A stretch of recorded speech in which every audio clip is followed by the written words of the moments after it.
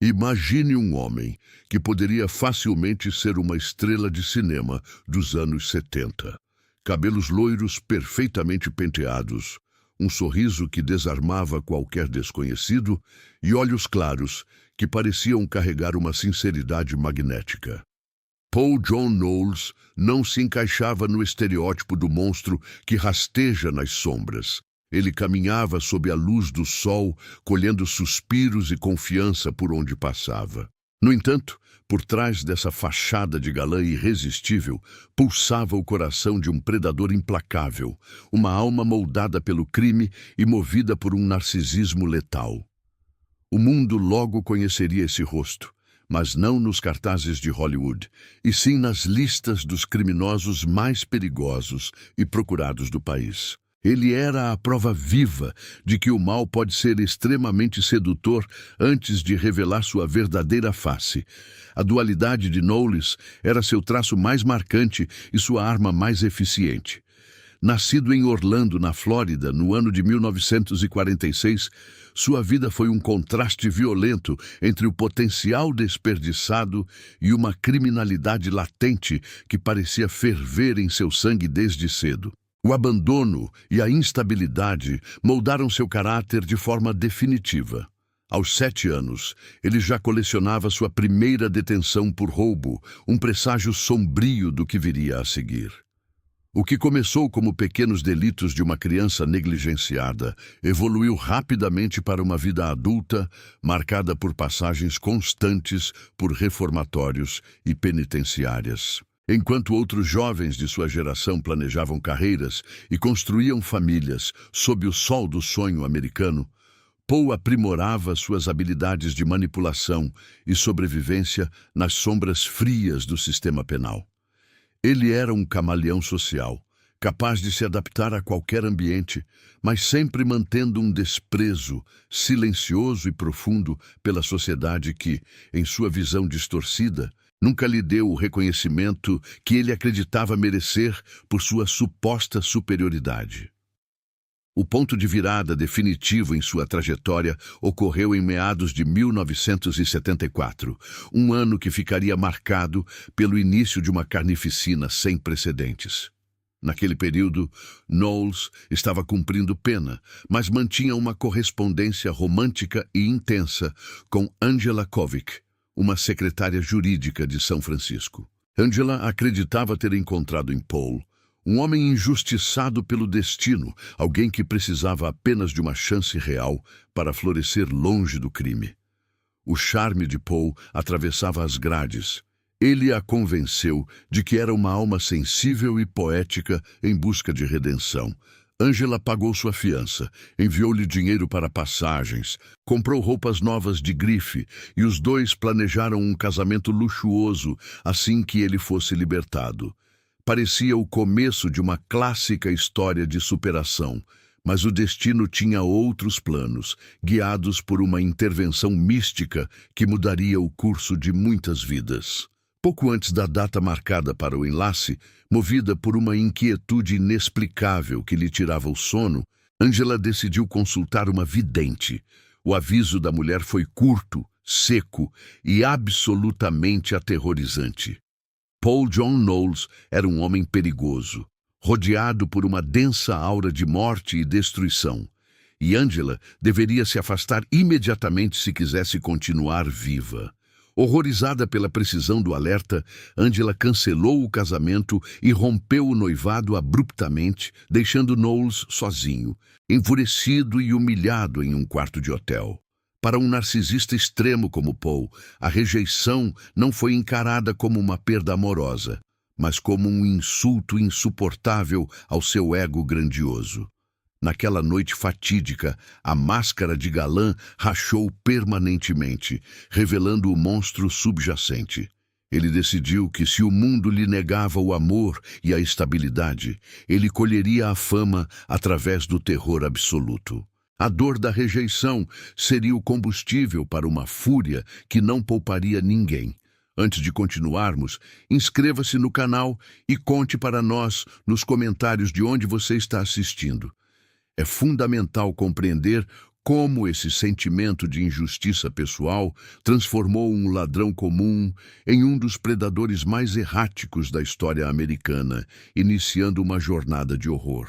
A espiral de violência começou quase instantaneamente, como uma represa que se rompe sob pressão. Paul John Knowles sentia que não tinha mais nada a perder e que o mundo agora era seu tabuleiro de caça particular.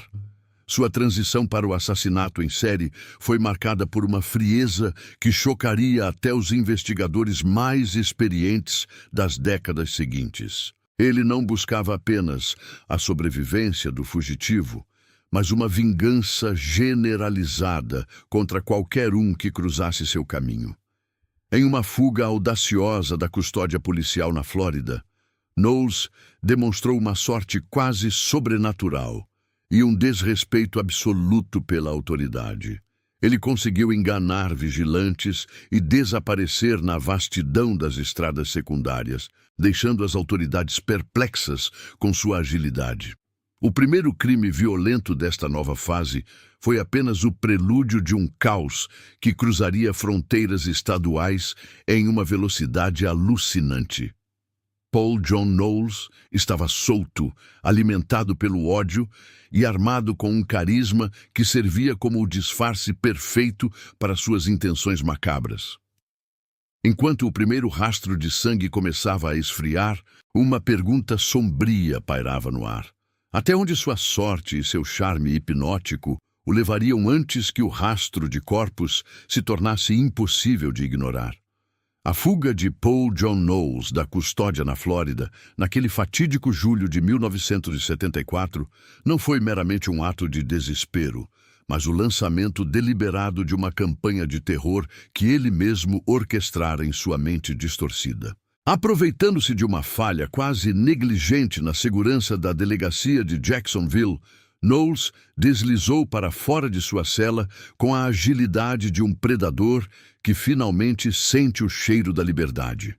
Para ele, o asfalto quente das estradas americanas não representava apenas o caminho para o anonimato, mas sim o tapete vermelho de um palco vasto, onde ele pretendia atuar como o protagonista absoluto de um thriller de horror real. Sem dinheiro e com o ego estilhaçado pela rejeição de Angela Kovic, sua primeira necessidade era de recursos imediatos, e sua primeira vítima seria o símbolo da vulnerabilidade que ele tanto desprezava em sua busca por poder. O encontro com Alice Curtis, uma senhora de 65 anos em Jacksonville, revelou a faceta mais covarde de seu suposto charme. Knowles não invadiu a residência com a brutalidade óbvia de um assaltante comum.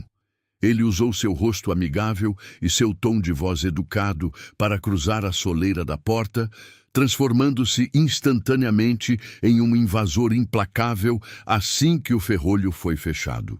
Ele a amarrou e a amordaçou com uma crueza desnecessária, tratando a vida humana como um obstáculo descartável.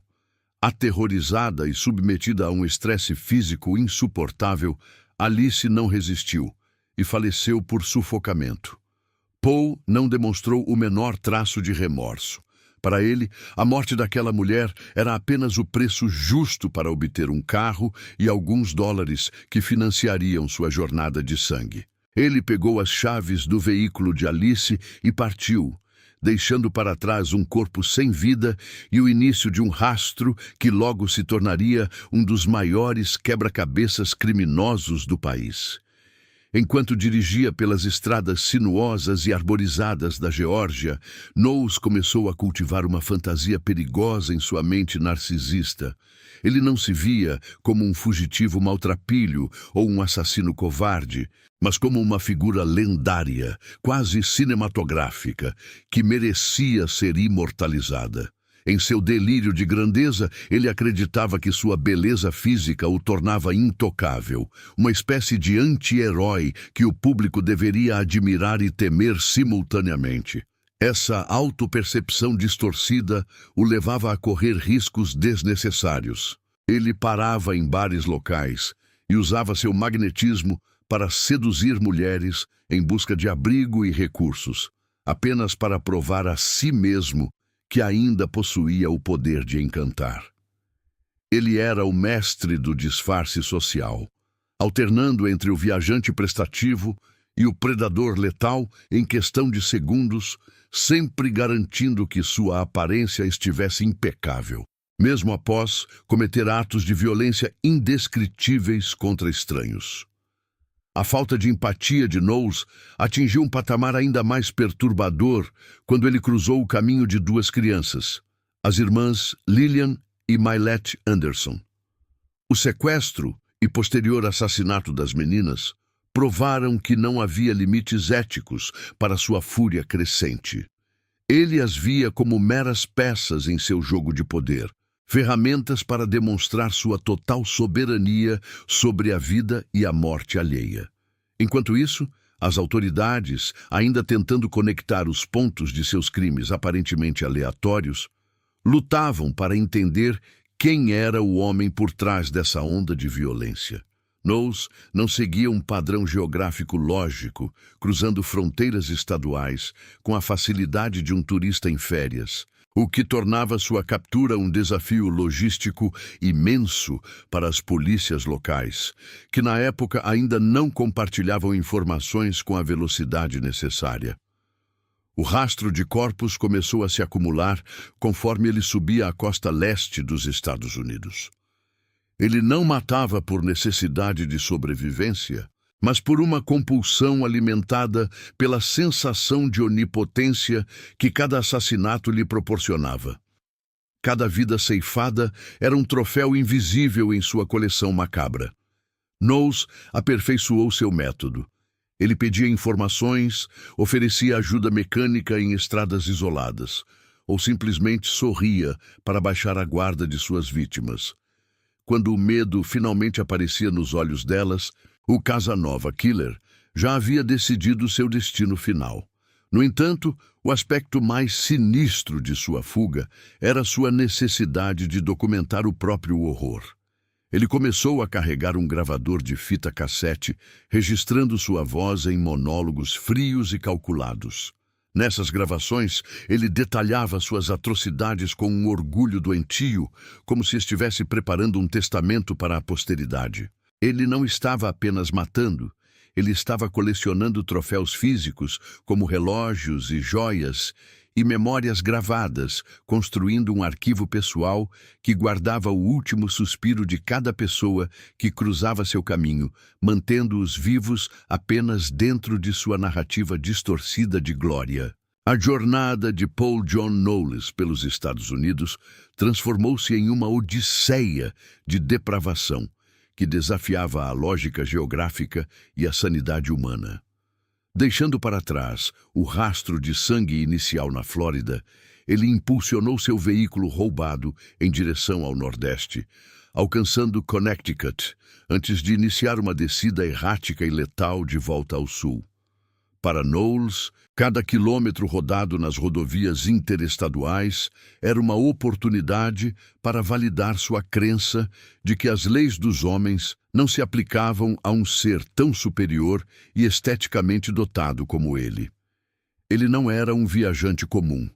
Era um colecionador de vidas, um artista do macabro que usava o mapa do país como sua tela pessoal, ignorando que cada parada deixava fragmentos de evidências que começavam a formar um mosaico aterrorizante. Em um dos episódios mais sombrios dessa travessia, Knowles cruzou o caminho de Barbara White, uma jornalista cuja carreira era dedicada a contar histórias, mas que acabaria se tornando tragicamente parte de uma das mais violentas. O encontro não foi fruto do acaso, mas da predação calculada de Paul, que via em figuras ligadas à mídia uma chance de espelhar sua própria imagem de infâmia. A morte de Barbara White não foi apenas mais um número em sua contagem macabra. Foi um golpe direto no coração da imprensa americana. O assassinato de uma mulher instruída e influente elevou o nível de pânico nacional, transformando o Casanova Killer em um nome sussurrado com pavor em redações e lares por todo o país. Paul deliciava-se com a repercussão, saboreando cada manchete que, embora ainda não o identificasse formalmente, descrevia o terror que ele espalhava com uma precisão que alimentava seu ego faminto. Durante suas paradas estratégicas entre cidades, Knowles utilizava seu magnetismo pessoal como uma ferramenta de sobrevivência e dominação. Ele entrava em cidades pequenas, frequentava bibliotecas ou cafés e escolhia mulheres que pareciam solitárias ou encantadas por seu porte atlético e sorriso fácil. Com uma habilidade camaleônica, ele inventava passados gloriosos ou tragédias pessoais para despertar empatia, garantindo assim abrigo, comida e, muitas vezes, acesso a novos veículos. Essas mulheres, iludidas pela fachada de um homem gentil em busca de um novo começo, mal sabiam que estavam dormindo ao lado de uma bomba-relógio humana.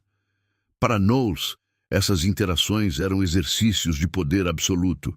Ele sentia um prazer quase erótico em saber que poderia tirar a vida daquelas pessoas a qualquer momento, mas escolhia mantê-las vivas apenas enquanto lhe fossem úteis para sua fuga contínua. A brutalidade de seus atos, no entanto, começou a escalar de forma alarmante conforme a pressão interna aumentava. Ele já não se satisfazia apenas com o silêncio das vítimas. Ele desejava o reconhecimento absoluto. A sombra de Angela Kovic e a rejeição que sofrera ainda queimavam em seu íntimo, servindo como o combustível que alimentava um desejo desesperado de provar que ele era maior do que qualquer homem comum. Knowles começou a brincar com as autoridades, deixando pistas deliberadas em motéis e mudando de direção subitamente para confundir os investigadores estaduais. Ele sentia-se invencível, um deus das estradas que poderia enganar o sistema com a mesma facilidade com que enganava as vítimas. Sua ambição era clara e doentia. Ele queria ser o criminoso mais famoso da história, superando os nomes que preenchiam os livros de criminologia que ele tanto desprezava. O jogo de gato e rato, contudo, estava prestes a atingir um ponto de ebulição perigoso.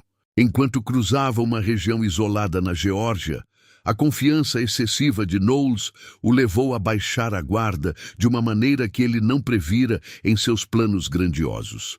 Ele acreditava que o uniforme policial era apenas mais uma peça no tabuleiro que ele já havia dominado, mas a realidade das estradas desertas do sul reservava um desafio diferente.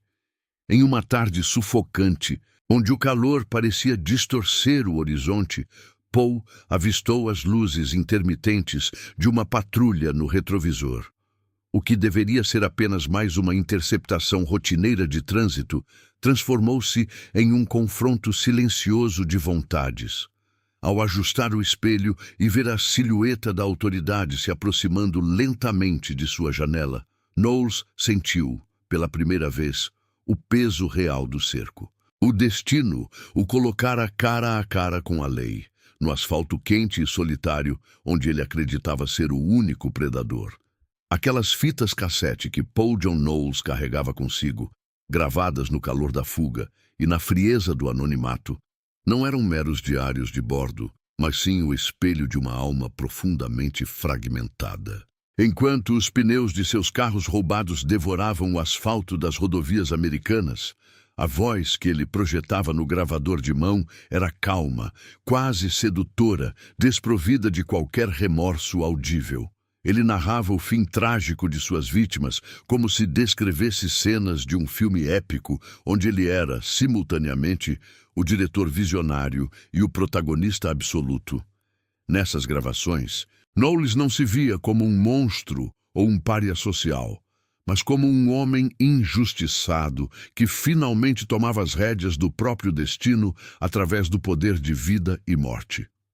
A rejeição de Angela Kovic ainda pulsava como uma ferida aberta e purulenta em seu íntimo. Mas agora ele a transformava em um combustível perverso para sua busca incessante por reconhecimento. Ele acreditava piamente que o mundo, Que antes o ignorara como um simples delinquente juvenil, agora seria obrigado a curvar-se diante de sua infâmia. Cada palavra gravada era um tijolo na construção de sua lenda distorcida, um desejo desesperado de que seu nome fosse lembrado com temor muito depois de seu rastro de sangue secar sob o sol do sul. O ódio que Knowles nutria pelas figuras de autoridade era quase palpável em seus monólogos solitários, frequentemente interrompidos pelo ruído estático da fita. Ele zombava abertamente da aparente incapacidade da polícia em capturá-lo, rindo da lentidão burocrática que permitia que ele cruzasse fronteiras estaduais enquanto os investigadores ainda processavam as cenas de seus crimes anteriores. Para Poe, cada patrulheiro era um símbolo de um sistema que tentara contê-lo e moldá-lo desde a infância, e superá-los não era apenas uma questão de sobrevivência, mas sua maior vitória intelectual e simbólica. No entanto, por trás dessa fachada de arrogância invencível e narcisismo patológico, o homem que as fitas revelavam era alguém profundamente solitário. Apesar do charme magnético que usava para seduzir mulheres e manipular estranhos, Poe era incapaz de estabelecer conexões humanas reais ou empáticas. Suas interações eram puramente transacionais e predatórias, deixando-o isolado em um vácuo emocional onde apenas a violência extrema parecia conferir algum sentido ou cor à sua existência vazia.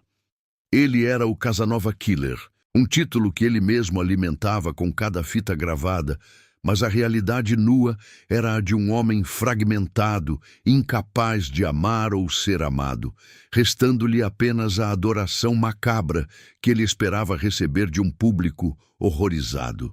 Enquanto Knowles se deliciava com sua própria narrativa de glória sangrenta, os Estados Unidos mergulhavam em um estado de paranoia coletiva sem precedentes. Nas cidades pequenas e vilarejos por onde ele passava, o clima era de um terror silencioso e vigilante. Famílias que antes deixavam suas portas destrancadas e janelas abertas para a brisa da noite, agora reforçavam ferrolhos e evitavam olhar nos olhos de estranhos carismáticos em postos de gasolina ou lanchonetes de beira de estrada. O sofrimento das famílias das vítimas, como os parentes de Alice Curtis e Barbara White, ecoava através das manchetes de jornais e noticiários noturnos, criando uma pressão insuportável sobre as autoridades federais. O FBI, agora totalmente mobilizado e liderando a caçada, começou a traçar um perfil psicológico detalhado que desmistificava o brilho superficial de Poe. Os agentes viam o padrão claro de um narcisista cujas ações se tornavam cada vez mais erráticas conforme seu ego se expandia. O cerco estava se fechando de forma sistemática e tecnológica. O compartilhamento de informações entre os estados, que antes era uma barreira, transformara-se em uma rede apertada, unindo os pontos entre os assassinatos aparentemente aleatórios e a identidade do fugitivo da Flórida. A confiança cega de Knowles, alimentada por sua aparente invencibilidade e pela sorte que o acompanhara até então, acabou por se tornar sua maior e mais fatal fraqueza. Ele acreditava que sua inteligência superior e seu instinto predatório o protegeriam de erros banais, mas o desgaste físico e mental da fuga contínua começou a cobrar seu preço invisível. Em um de seus muitos veículos roubados, durante uma troca apressada em uma região remota, ele deixou para trás um detalhe minúsculo, quase insignificante para um criminoso comum, mas crucial para os investigadores de elite que seguiam seu rastro. Um pertence pessoal. Misturado a evidências biológicas de um crime anterior, foi encontrado em um carro abandonado nos limites da Geórgia. Esse deslize técnico foi o fio da meada que o FBI precisava para confirmar, sem qualquer sombra de dúvida, que o homem que eles procuravam não era um fantasma invencível, mas um indivíduo de carne e osso com uma localização geográfica agora rastreável. O erro fatal de Paul John Knowles não foi a falta de astúcia, mas o excesso de um ego que o fez acreditar que as regras da probabilidade não se aplicavam à sua pessoa. O caçador de rostos bonitos estava prestes a se tornar a presa definitiva, e o silêncio das densas florestas da Geórgia começava a conspirar contra sua liberdade, preparando o cenário para o confronto final que ele tanto desejara em suas fantasias de fama eterna. A caçada humana, nas densas e impenetráveis florestas da Geórgia, atingiu um frenesi que a região jamais experimentara. O ar estava pesado, carregado com a umidade do sul e o som de sirenes que cortavam o céu cinzento. Paul John Knowles, despojado da elegância que tanto prezava, sentiu o cerco se fechar. O erro no veículo roubado fora a rachadura na armadura de invencibilidade que ele construíra em sua mente narcisista. Ele não era mais o diretor de um espetáculo macabro, mas uma presa acuada em um labirinto de pinheiros e estradas de terra. A arrogância, porém, ainda fervilhava em seu sangue, transformando o medo em uma audácia suicida. Ao volante de um carro roubado, Paul acelerava pelas rodovias secundárias, ignorando o perigo. O confronto tornou-se inevitável quando as luzes de patrulha surgiram como uma barreira no horizonte. O bloqueio policial representava o fim de sua jornada de impunidade. Em vez de frear, Knowles acelerou, acreditando que sua sorte o faria atravessar o aço ileso. O impacto foi violento. O metal retorcido e o cheiro de borracha queimada preencheram o ar enquanto o veículo girava na pista, parando em uma vala lamacenta. Quando os agentes avançaram com armas em punho, encontraram um homem atordoado. Paul foi arrancado dos destroços com o rosto arranhado, mas seu olhar ainda carregava desprezo. Enquanto as algemas apertavam seus pulsos, ele não implorou por misericórdia, nem demonstrou remorso pelas vidas de Alice Curtis ou Barbara White. Pelo contrário, manteve uma postura desafiadora, um sorriso que parecia zombar da situação. Ele se via como um mártir de sua própria lenda, um anti-herói que merecia a atenção da imprensa em cada canto do país. Para as autoridades, ele era apenas um monstro capturado, mas para Paul, aquele era o intervalo de seu grande ato final. O transporte de Knowles para a custódia foi envolto em uma tensão insuportável. 2 agentes da lei foram designados para a tarefa, sentados na cabine dianteira, enquanto o assassino permanecia atrás, separado apenas pela grade e pelo ódio mútuo. O trajeto pelas estradas sinuosas da Geórgia era silencioso, interrompido apenas pelo som do motor. Knowles, entretanto, não aceitava o silêncio. Ele começou a falar, sua voz manipuladora tentando encontrar frestas na armadura psicológica dos agentes da lei. Ele detalhava crimes com uma frieza assustadora, testando os limites da paciência daqueles que o detinham. Dentro do veículo, o clima de hostilidade atingiu o ponto de ebulição. Paul sabia que, em uma cela de segurança máxima, sua fama morreria. Ele desejava uma saída cinematográfica. Em um movimento súbito, Knowles projetou-se para a frente. Suas mãos algemadas avançaram com precisão predatória em direção ao coldre de um dos agentes. O carro serpenteou perigosamente enquanto uma luta frenética irrompia no interior da viatura. O agente lutava pelo controle do volante, enquanto o outro tentava conter a força maníaca de Paul, cujos dedos já tocavam a coronha da pistola. O espaço reduzido transformou-se em um campo de batalha mortal. O som de impacto de corpos contra as portas ecoava como trovões. Knowles, impulsionado por um desejo nihilista, não recuava. Em meio ao caos de braços entrelaçados, o estalo metálico de uma arma sendo sacada cortou o ar. O veículo derrapou, levantando uma nuvem de poeira sufocante. De repente, o som seco de disparos preencheu a cabine, ecoando pela floresta silenciosa. A fumaça da pólvora misturou-se ao cheiro de suor.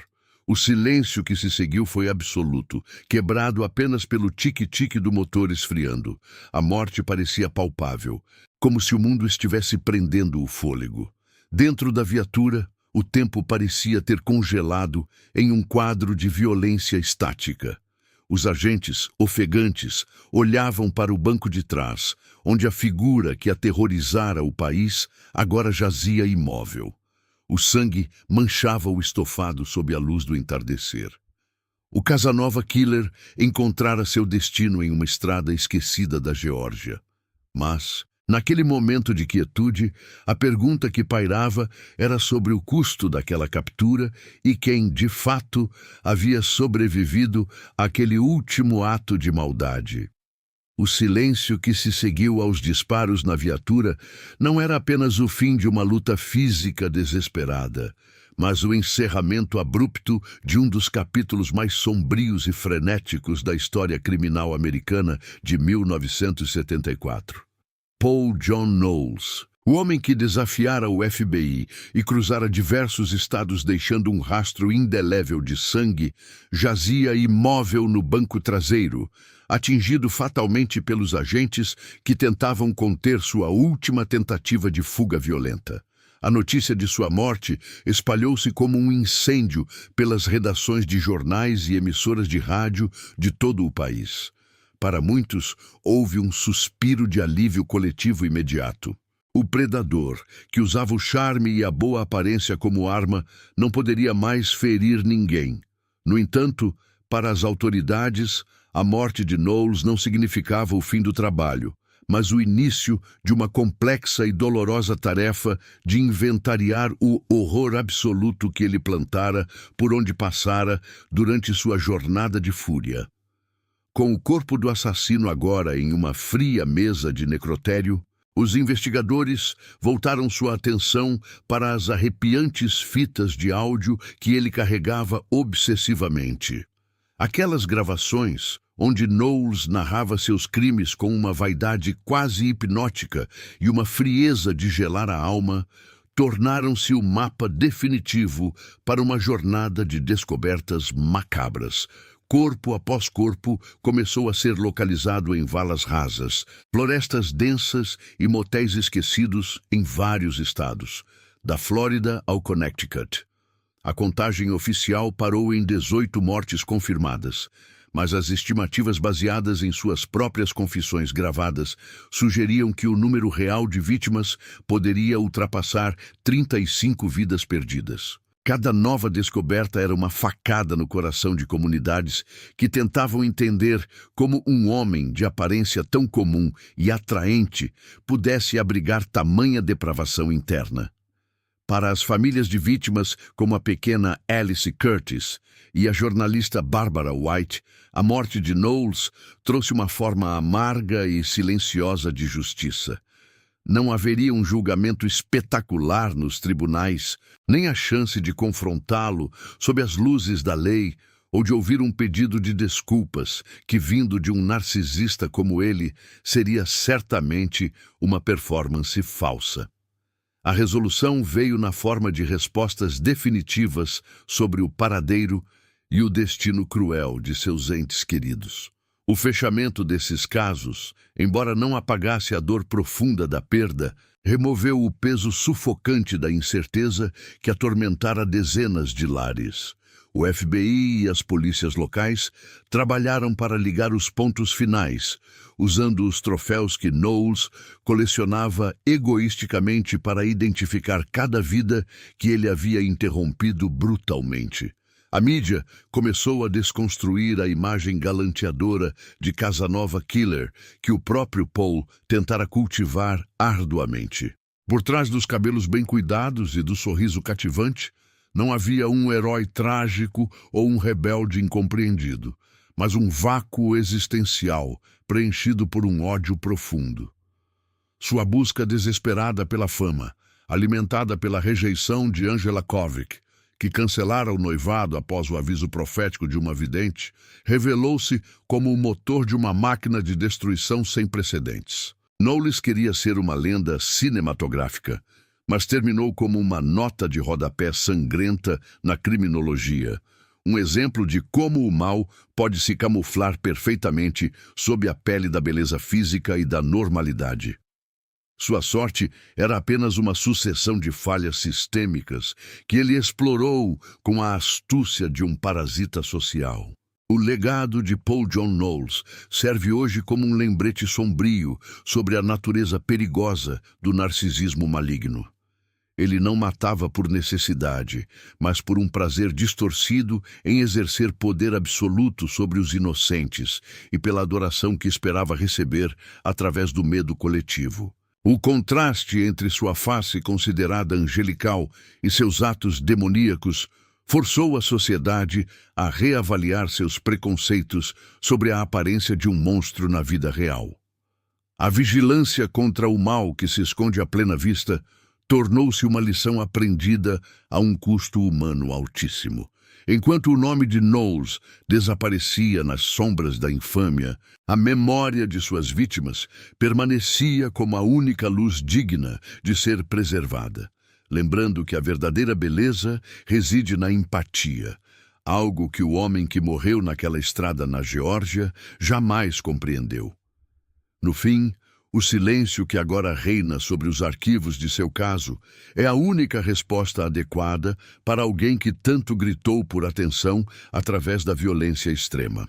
As florestas da Geórgia recuperaram sua paz natural, e as estradas que ele percorreu agora levam a destinos de esperança, longe do rastro de pólvora e desespero que ele tentou imortalizar. A história de Paul John Knowles termina não com o brilho de Hollywood, mas com a poeira de uma estrada de terra e a justiça silenciosa de um destino que ele mesmo selou ao escolher o caminho do sangue. Que seu rosto seja definitivamente esquecido, para que as cicatrizes deixadas no coração de tantas famílias possam finalmente começar a cicatrizar.